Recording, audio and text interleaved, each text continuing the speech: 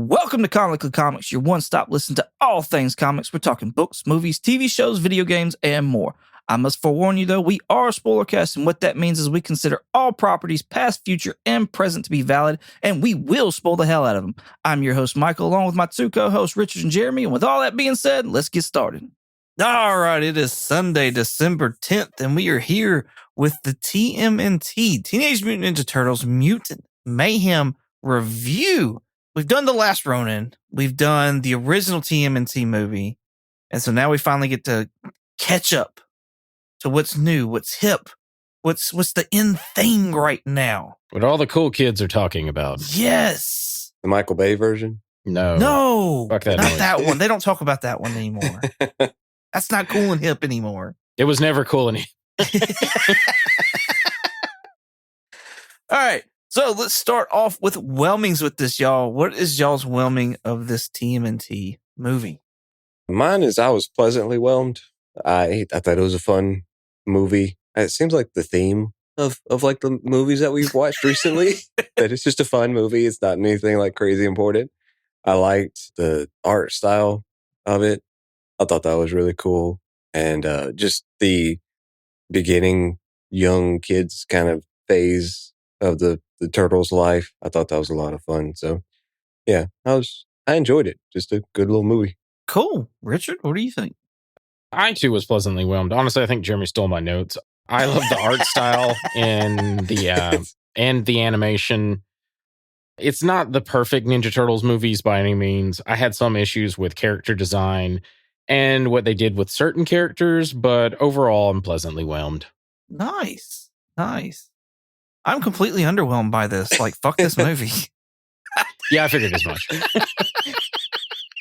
I don't know if it's I don't want to sit there and say I'm a TMNT purist or anything like that, because I don't know everything there is to know, but there's a lot that I don't like about this movie. And it's like basic, like foundational TMNT stuff that I'm like, no, that's not how this shit goes down, like at all. Yeah. So, so the story this is a kid's movie. Like, this is straight up a kid's movie. My son thoroughly enjoys this. I've watched this twice now with him, and he was really big into it and saying, you know what? Like, I didn't like, I don't want to sit there and like rip it in front of him or anything like that, because like if it gets that one thing that he's like into and he maybe even starts reading it or something like that, like awesome. If that's what it does is bring in a new generation of like kids that love the TMNT or whatever, then yes. Okay. Awesome. And that's honestly what I was going to say for this and Turtles in general, like the cartoon that we had growing up, plus the live action, plus the cartoons that come after all that. They seem like every decade or so, they change a little bit about the Turtles for the next generation. Yeah. And yeah, this just feels like that next installment for whatever Gen Z, Gen Alpha, whatever the generation it's supposed to be for. But yeah, I agree. There is the turtle purist in me that doesn't like that's the things that I'm referring to when I say there's certain things I don't like. Like, I don't like what they did with Splinter, full stop. I love Jackie Chan. He did an amazing performance. I fucking hate the design of Splinter, and I hate the origin of Splinter. There's no Hamato Yoshi at all. Like, at all. No reference of it at all. They said, I looked it up, why there wasn't. It says we did try a version way back with him, and it felt forced and non-authentic to the iteration. So currently no Yoshi is what the Andrew Jostra apparently answered this on Twitter. He's the script coordinator for the movie. Anyway. All right. We're getting a little ahead of ourselves here. Sorry. Okay. Just a little ahead of ourselves, because I've got so much to say about Splinter as well. Okay. Sorry. And the fuckery that is. But real quick, just so we can kind of get our bearing. First appearances. Oh. Baxter Stockman is Teenage Mutant Ninja Turtles number 2 from 1984.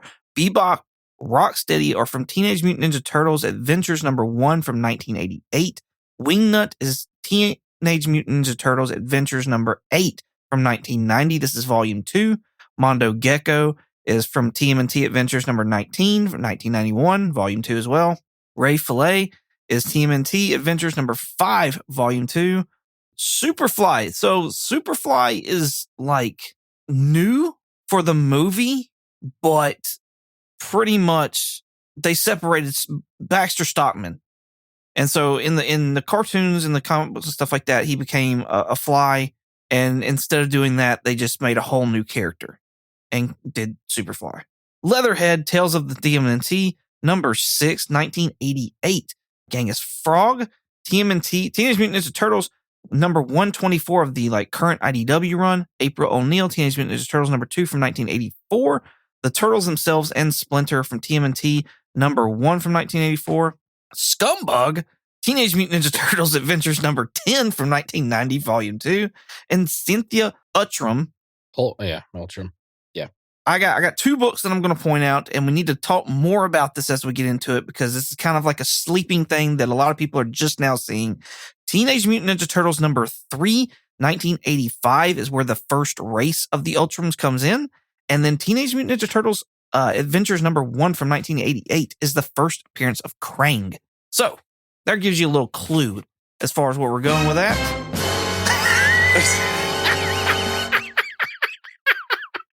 Yes, drama. Real quick synopsis. The TMNTs, you know them, you love them. Here is a new jumping on point with brand new origin story to boot. The Turtles must stop the mutant Superfly from killing all humans and creating a world full of mutants. Can they do it? Back to Splinter. No Hamato Yoshi, no training at all. Oh, there's training.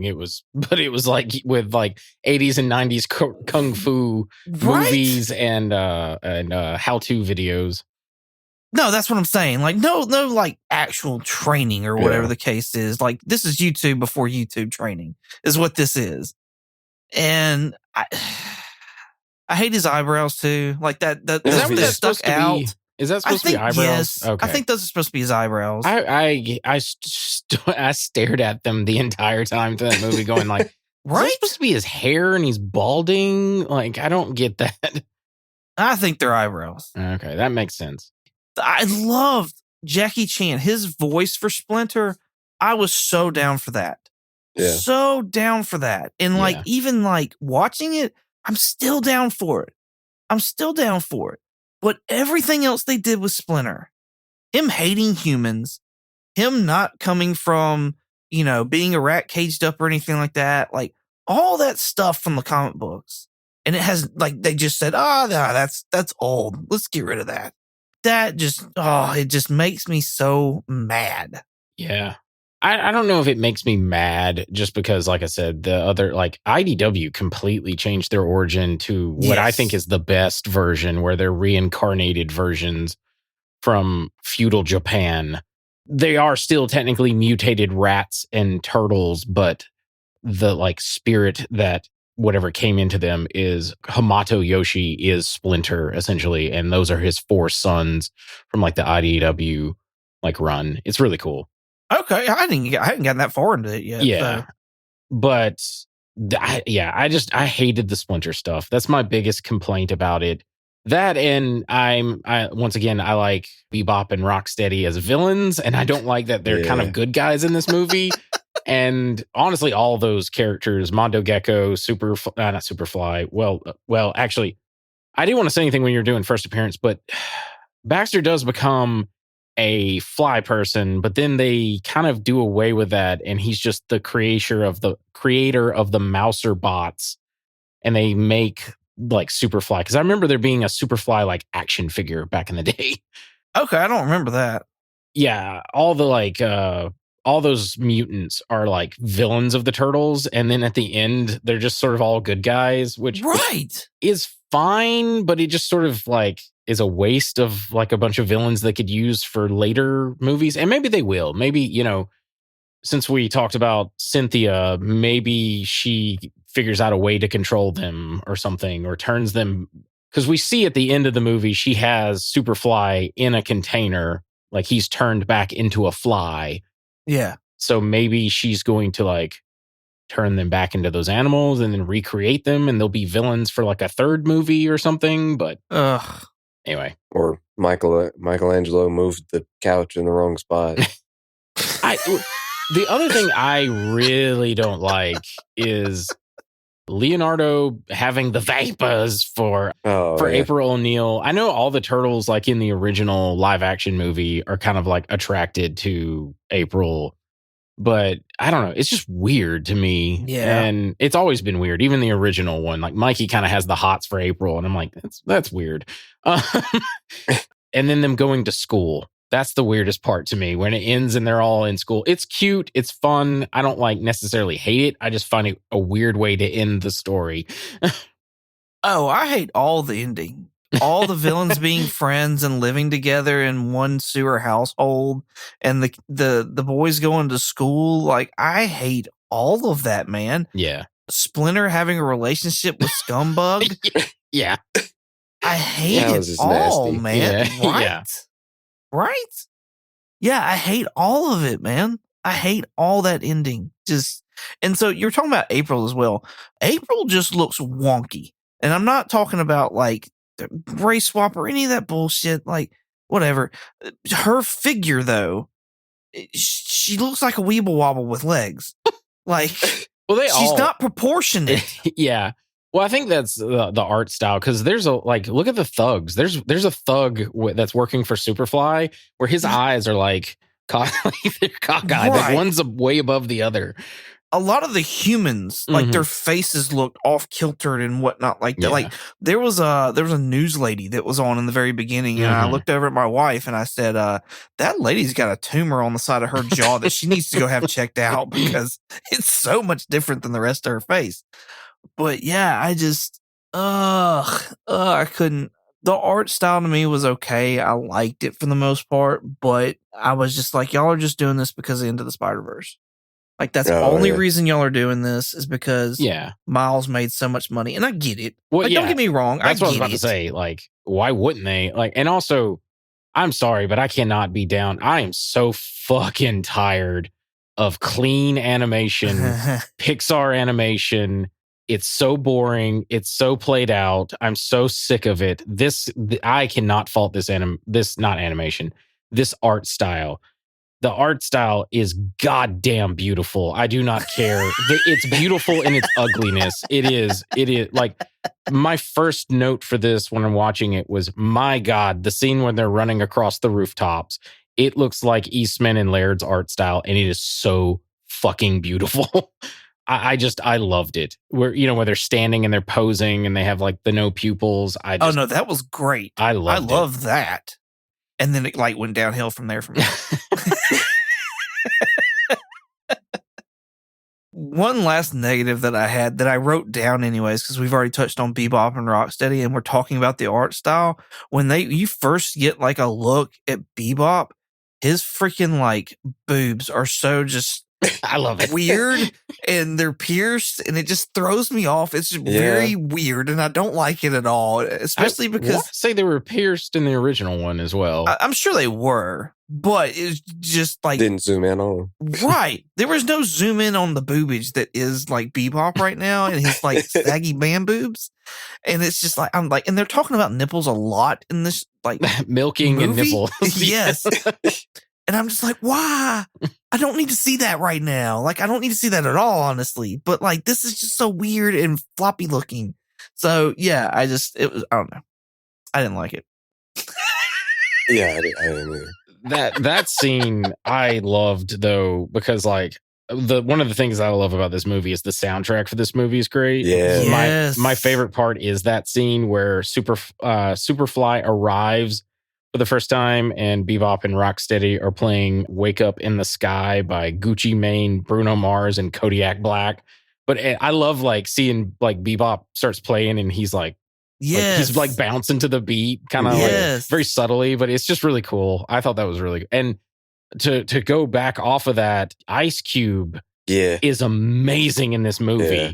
He's such a great villain and does such an amazing voice acting performance for this movie. Look at y'all, a bunch of little tortoises. We like cousins.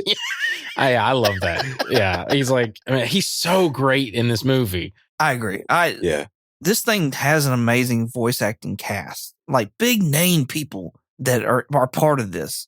And that's honestly a little bothersome because nobody gets to put any kind of range of what they can do voice acting wise, except for Ice Cube and the Turtles. And like Turtles, granted, like, yes, they need to have the limelight. Don't get me wrong. But when you have other names in there that hardly speak at all, I don't know. That's a little bothersome. Like, why get these big name actors then, other than you were trying to sell the movie with using their name? Yeah.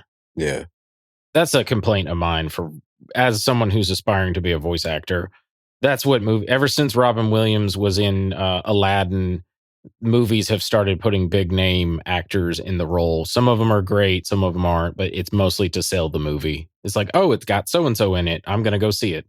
Yeah, because I mean, you sit there and you have the names like John Cena, Seth Rogen, was it Maya Lopez? Is that no? That's Echo.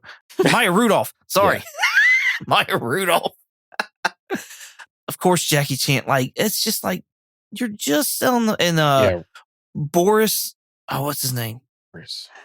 Hannibal Burgess. Oh, Hannibal is Buress. Genghis Frog, and I'm like, he says hop. That's all he says. Yeah, and like Goo Goo Gaga or something. I forget something. Yeah, Hannibal Buress. He's really funny. Post Malone was Ray Fillet.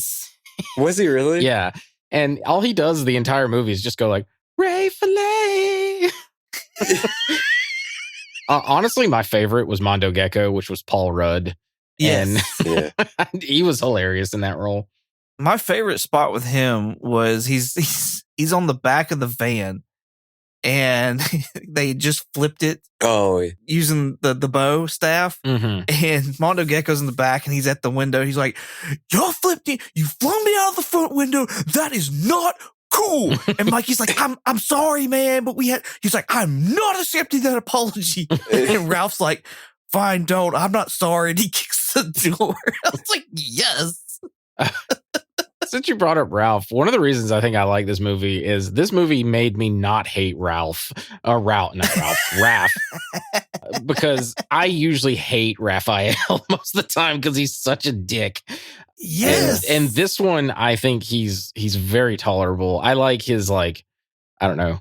I like him in this movie quite a lot. Especially, I giggled when you see the baby turtles and he's like the chubby one. Yes. I thought that was really funny. Yeah. But no, I was gonna say, I like him, and I like one of the lines that I thought was funny was just, and I know it was whenever Leo first saw April, Donatello was like, I think all his hormones hit at the same time. Like, I thought that was great. Talking about the turtle sizes, that's kind of one of the things that's changed here recently in the last few iterations of the turtles, where they've kind of given them different sizes and statures and stuff like that. And they have made Raphael like bigger. And I've heard people complain about that. Honestly, I like that they're not all the same size. Same. It seems more realistic. And I know we're talking about mutated turtles here. Like, don't get me wrong. Like, I get that. But it just, I don't know. I think it adds a different dynamic where you do have like more of a bulky brawler kind of guy that looks the part of a bulky brawler. I don't know. I like that they're different sizes. I do wish that I go back and forth. Like, I kind of wish that Donatello was the smaller one of the bunch instead of Mikey. But then I also kind of get it too. I also like the way that they made Donatello's character for this movie. This is probably the most that I've liked Donatello, just because they have made him smart, but like a little sarcastic at the same time. And so I'm like, you know what? I like this. I like this version. I mean, he's probably one of the least liked turtles. Yeah. And I enjoyed him in this one. Yeah, I've always liked Donatello. Comic-y pasta real quick. I used to be like a huge Ninja Turtle fan as a child. And I once flushed down my Donatello action figure down the toilet. And it stopped the toilet up, and I didn't tell my parents, and my parents were trying to figure out what was going on with the toilet. And they eventually took the toilet off, and they pulled out the action figure that was literally on the pipe like this, like hanging for its life. And when they asked me why I did it, I told them I was trying to return him back to the sewers. That makes sense.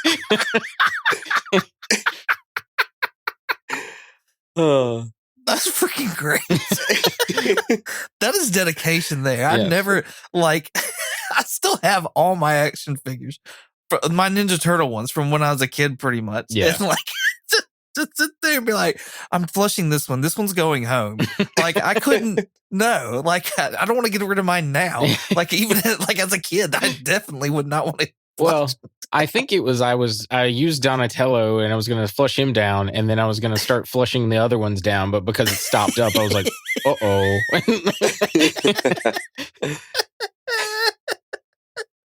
That's when you just stick the rest of them down there and do like the whole like the monkeys in a jar type thing. Oh yeah. And then like pull them back out. Yeah, I wasn't that smart as a kid. Let's be real.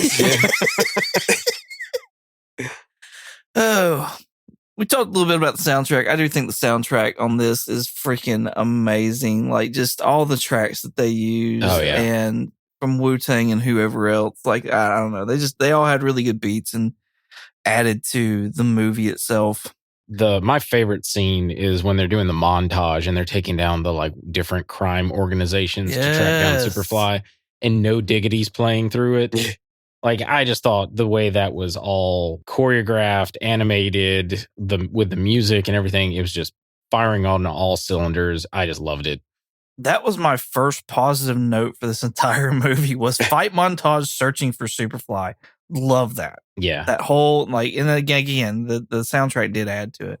But I just thought it was really well done, and I liked it. I like seeing them kind of in their element doing their thing. Yeah, and I think the reason why maybe you and I both agree with that is like, because the other biggest complaint I had with this movie is they weren't really ninjas. Oh, no. They kind of bumbled through, like they were like Mr. Magoo. They just sort of bumbled through everything and just saved the day by sheer happenstance. Yeah. They really weren't ninjas all that much, not in a lot of scenes. And that was my biggest complaint, other than the Splinter. Splinter's the first one, because I was just like, because Splinter's my favorite, to be honest with you. I love when Splinter. Really? Yeah, so I love the wise old like sage character that Splinter usually is in like the classic Ninja Turtles.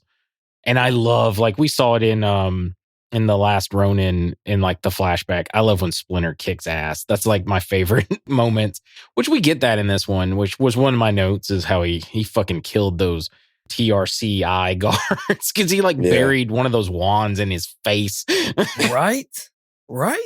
One of my other notes for good things, positive things, is that Splinter fight. I thought that was great, and I loved how it mimicked Jackie Chan's style in his movies. Was specifically when he's in the office chair, how he would use it to go up and hit somebody. He'd use it to come back down and drop on somebody. Yeah. He would spin around, and like it was a lot of stuff. I didn't even notice that. I was like, you know what? Either. Jackie Chan would have done that kind of stuff in a movie. Yeah. That's what I loved about that. My wife made a joke. She was like, Jackie Chan was probably like, this was the easiest stunts I ever had to do for this movie. Yes. I didn't get hurt doing this one. Yeah, exactly. Because he's had like every fucking bone in his body broken. Like, Yeah. literally, I think every bone in his body has been broken one. Probably. That's insane. I like the origin of the other mutants. I don't like, there's not really a good way unless you like spread it out or whatever to do an origin. So I don't mind that at all, where they're all done by Stockman and they're all from the, like, that didn't bother me at all. Yeah. Well, like, so we'll get into that. Like, so with Ultram, you know what that is. We're kind of bearing the lead for Jeremy right now, but they're the creators of the ooze. Yes. So technically they were, having Baxter create the ooze for them, only to then use it to make like an army of mutants for their like Dimension X war kind of thing. I'm assuming. I guarantee that's probably going to be the mid-credit teaser or end-credit teaser for the next movie. Yeah. Is like Ultram's revealed to be. Do we want to go ahead and say it? Yeah, let's do it. I mean, that's what we're here for. Ultram's Krang. Yes. Or probably not Krang. I guarantee you Krang will be something else, but it'll probably be, she'll be an Ultra. She'll be the little brain in the bot, like that stomach will open up and there'll be a little brain in that little body of hers. Yes. No, I'm with you 100%. Her head looks funny. I know we talked about a lot of humans, their head looking funny, but hers in particular, Maya Rudolph's character, Cynthia, Ultram. Hers looks like just really weird. Like it's just small. And then if you look like at the glasses, a neck. Off the neck. Yeah. Yeah. She just, all of it. It just goes up and down straight. There's no chin. Michael, the glasses are the dead giveaway because the original, whatever, I forget what that. Krang's body.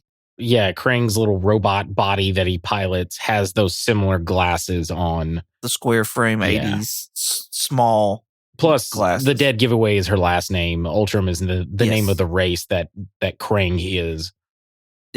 Yep. Yeah, I think that's what we're going to. I think we're getting that alien race to either come and take over the world or something to that effect. So, and they still need the turtles though to be able to reproduce the ooze. I think that's definitely where we're going. Yeah, definitely. Yeah, they'll probably bring in the Technodrome because that's a big, selling point. They can make toys for that. So right. Yeah, what? The milking machine. They didn't have nipples. So how were they being milked? That was the one quote. They kept reiterating oh God, they're gonna milk us. And it's but we don't have nipples. But they were getting it. I was like, are they going up the butt? Is this like a Blue Beetle thing? What's happening? Whenever you gotta go ask Greg Fokker. Yes. I have nipples, Greg. Can you milk me? Yeah, I don't know. Also, I was a little bothered by. I figured it was probably had to do something with the shell. I know that in the IDW run, Donatello had died at one point in time, but comics he comes back. Yeah, but it's because Bebop and Rocksteady broke his shell, and that's why he died. But in this one, you can see where Superfly, when he's big, is cracking their shells and stuff like that. And I'm like, wait a second. Hey, they die from that shit. You can't be fucking around with that now. Yeah. Yeah. That whenever that was happening, that made me hurt. Seeing their shells crack like that, I was like, ugh. That's gotta suck. Yeah. That's gotta suck. Yeah. It's like breaking a bone, but yeah, it does suck. Yeah. I love when Superfly is super duper fly. Oh my and God. They shoot the horse with the dart or whatever, and that horse just pops off, and he's like, "There's just one horse. I didn't need that horse." The humor I liked quite a lot in this movie. Well, and even before that, where he's like, "Look at my legs. I got horses for legs." Yeah. What's that? A tail? Like a whale? Something like that. I got a little tail in the back too. Oh, it's gonna be something else. Yeah, I love when he's yelling to the people of New York, and he says something like, "New York, I'm here. Y'all thought it was Godzilla, but it's me." I just thought that was funny. Ice Cube was great. Again, I want to reiterate, Ice Cube fucking knocked it out of the park for this role. I agree on that 2,000%. Mm-hmm. Absolutely. I also loved all the you talking about Godzilla. All the calls to everything pop culture. Yeah. Batman, the Marvel universe, Mark Ruffalo as the Hulk. Yeah. There was a lot of MCU references that I was not expecting in this movie.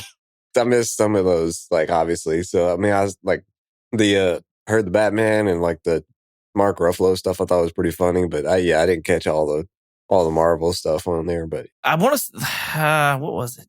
The only one I think I caught was the Ruffalo in the end game, and there was two, how that was ad-libbed or whatever. There's two Mark Ruffalo moments, and then the one of them was talking about end game. I think it was Iron Man. I don't know. Anyway, it don't matter. Yeah, I loved how they were this is a universe outside of everything else. It's its own universe, and we've actually know all the pop culture that you know. I felt like that kind of brought in the audience a little bit. Yeah. We were talking about this earlier, and I meant to say it, and then I forgot. And so now I'm going to bring it back up. Richard, you said that your favorite was Splinter of the group. Yeah. Pretty much everybody has their favorite of who, TMNT or whatever. Mine has been Raphael for the longest time. Yeah. Jeremy, what is do you have a favorite turtle? I never really, I was not a big turtle fan, honestly, as a kid. That's blasphemy. Yeah, I don't. I enjoyed it. You were a He-Man guy, weren't you? You were. No. Oh, you weren't really? No. I'm kind of Yeah. surprised by Thundercats. that. No He-Man? No. Ooh, Thundercats. Oh, yes. Thundercats. Oh, There's a freaking new uh, book coming out. I'm excited about that. Watched a little bit of Captain Planet. Oh, wow. That dates you. Yeah. I mean, look, we're all. Well, I mean, old. TMNT and He-Man's way older Yeah. than Captain Yeah. Planet. Like, Yeah. I mean, we're all old here. Like, who cares about dating us at this point? But no, honestly, like one of the show that I always liked watching, like getting up on the Saturday mornings to watch, was Rocket Power. I knew he was going to say that. What? Why? Why? Yeah. Because that was all the stuff that I really wanted to do. I always wanted okay. to learn surfing. They went Okay. snowboarding, which I love. I tried skateboarding and was terrible at it, so I didn't do that anymore. But like, You didn't have rockets or power. No, I didn't. It was quite apparent. So yeah, that was the reason why I probably. Yeah. On Nickelodeon, I loved Angry Beavers. That was my favorite. Anyway, Yeah, we're that was just a good going one, down this nostalgia lane here. Yeah, I was deprived as a child, so I didn't get Nickelodeon. but I will say, like, if I was going to pick the turtle, it would be Leonardo. Really? Yeah. You are the little stuck-up leader guy, aren't you?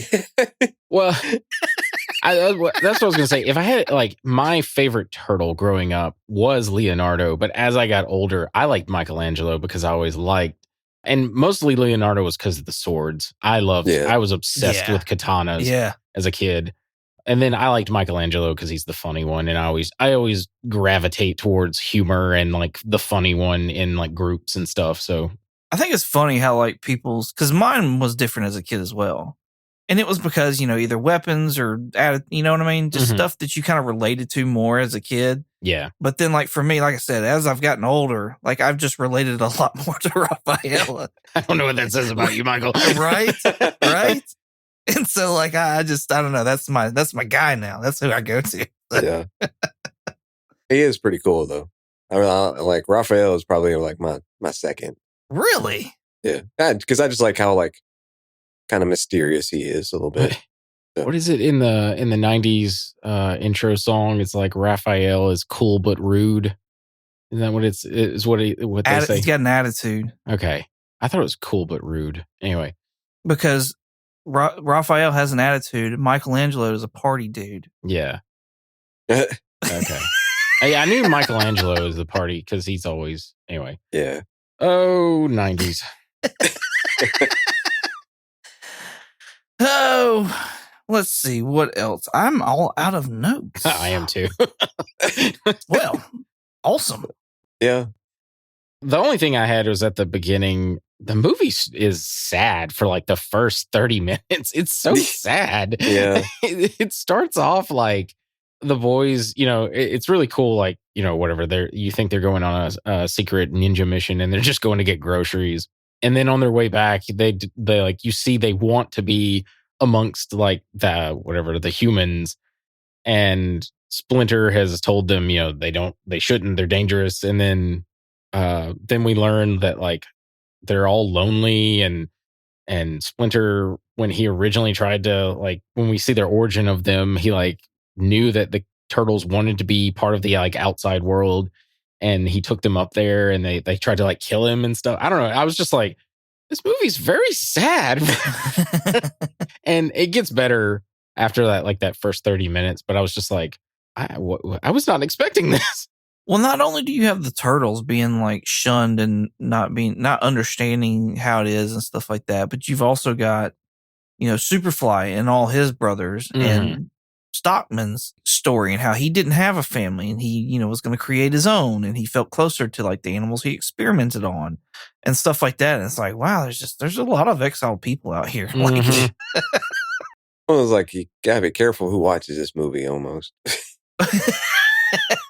Bad thoughts. Yeah.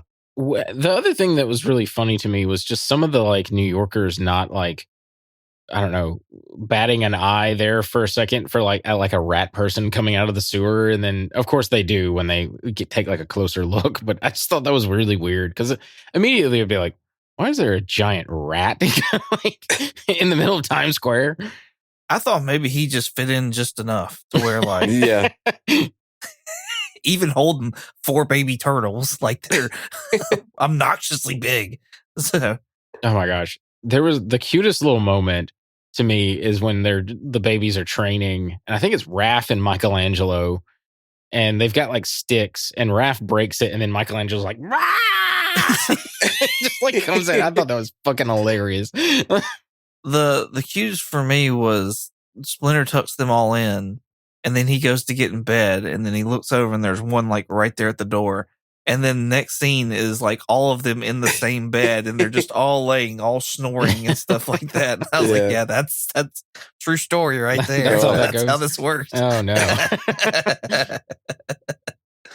I sent y'all something earlier today, and this is going back to, how I feel like this cartoon brings in the next generation. That's what this movie is for. So if you don't like it or whatever the case is, just keep that in mind that's this movie is for the next generation. It's not for whoever else. But there was a guy on YouTube, and he has 2 videos on his account. He's got 14,000 subscribers off these 2 videos. His name is John Likens. So go check him out on YouTube. I'm not telling you sub him up or anything like that, but that's where you'll find these 2 videos that I'm about to talk about. And he has one that's called Donatello test footage and one that's called Leonardo test footage. And this is what I want. Yeah.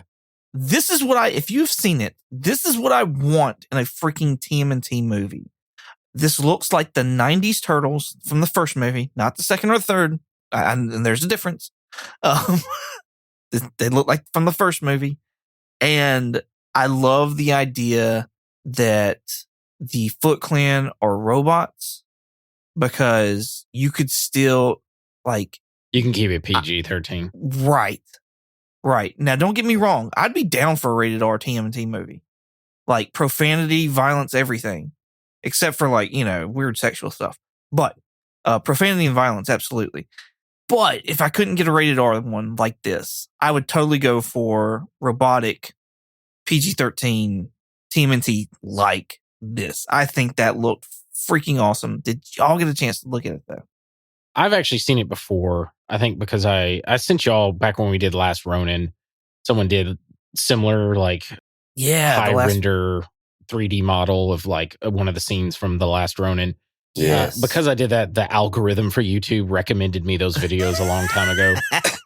Yeah, no, they look fucking awesome. And yeah, they're just 3D models of the original 90s Teenage Mutant Ninja Turtle live action. Looks great. I agree with you. If we're playing the I want game, absolutely, yes. I want an R-rated Ninja Turtles because it's owned by Nickelodeon. That'll never happen.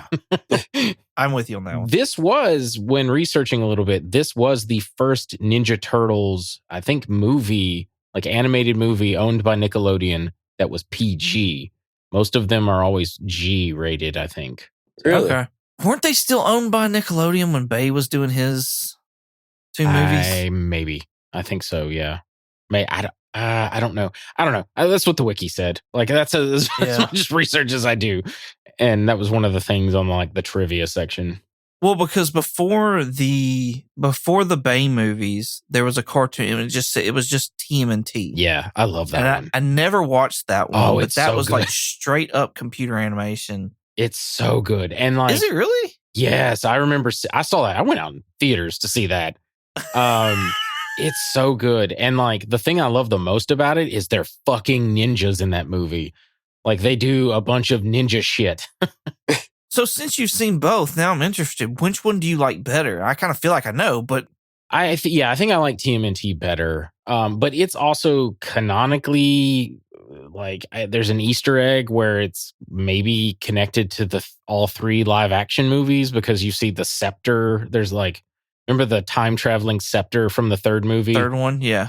It's in a closet, and you see Shredder's helmet and stuff like that. So I think it's supposed to be it is technically continuing on from the live action. It's just animated now, and the villain is weird. The villain's the weakest thing about the movie for me, but I loved the animation and the art styles that at the time it was cool, but it's that Pixar smooth kind of art style. I think I like that movie better than this one, but I love the. I know you don't, but I love this art style because it has flavor to me. Yes, it does. It is different, but that's more classic Turtles, which is I think the reason why it wins over this one. Got you. Jeremy, did you see those YouTube videos? Well, I had. You're looking at them now. Yeah, well, I did. A second ago, I did. But I had seen the one that Richard had sent a while back, and so that like these two really made me think of that as well.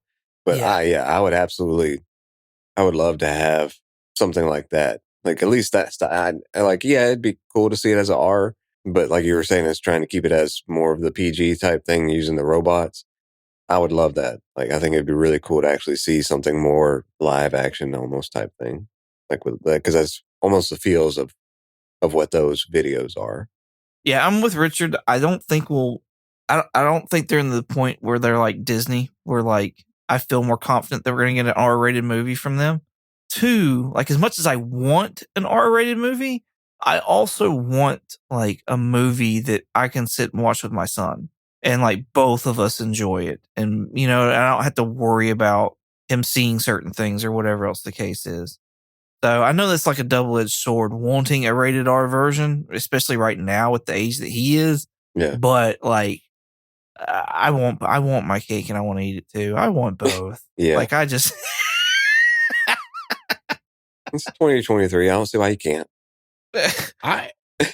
There was language in this one that I was kind of like, man, like, and I know it's Ice Cube and stuff like that. And it wasn't like, it was a lot of hells and like maybe one or two dams or something like that. And like the way he does it, it doesn't stick out hard or anything like that. But I'm like, this is the last thing that I need my son to go to school and start saying, you know, in third grade of, I don't know. Yeah, I'm trying to find it because that was one of the things. This is a Nickelodeon movie Nickelodeon's movie's first animated film to use the words turd and piss uncensored. The former is briefly said once by April O'Neil, while the latter is briefly said once by Superfly. Thus, it is also the Nickelodeon movie's first animated film to use the word nipples. It is briefly mentioned by Raphael and also April O'Neil. Is one of the trivia things. Nipples was mentioned a lot. Yeah. Yeah, I figured there was like going to be a whole list of people that you're about to rattle off. Right. No. And then like the appearance of Bebop's nipples. Like predominant appearance of his nipples. Yeah. Whole screen. Right? It's a little much. All right. Do we want to talk about I was going to say, we got to talk about we got to talk about this like mid-credit scene. Yeah. That's in there. So there is a mid-credit scene and it's Ultram talking about getting some help to capture the turtles because now it's going to be even harder. And they pan out of the city and standing outside is, you know, a masked guy with this bladed armor on his head and on his arms. And they mention the word Shredder. So I know that I think Richard was excited that Shredder was not the main villain in this movie. How do you feel that they're calling him in essentially as like hired help though? Well, I mean, that is one of the, like I said, I've watched a bit of some of the other Nickelodeon Ninja Turtle cartoons. And in some of them, Shredder is like hired help from like Krang.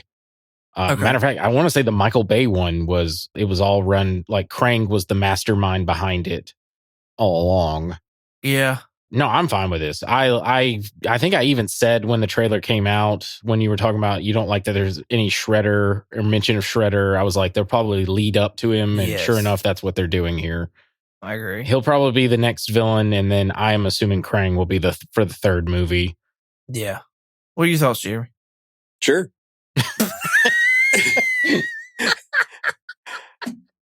But no, I'm kind of the same way. I like it being a different villain for this one. I thought it was definitely needed, just because it was so much was saturated by Shredder.